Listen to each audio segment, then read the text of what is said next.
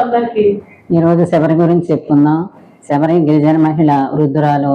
తాను ఋషివాటికలో శుభ్రం చేస్తూ, వారి దారులు శుభ్రం చేస్తూ ఋషులకు సేవ చేసుకుని ఉండేది. అలాగే వారు చర్చించుకునే ఆధ్యాత్మిక విషయాలను హృదయంలో నిలుపుకుంటూ ఉండేది.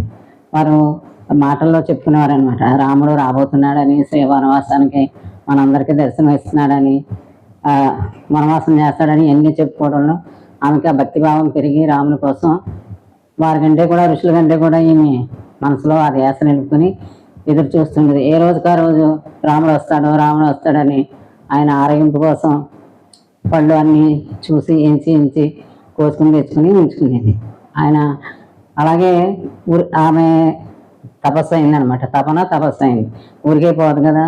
రాముడు ఎన్నో ఎదురు చూపుల తర్వాత రాముడు రాని వచ్చాడు.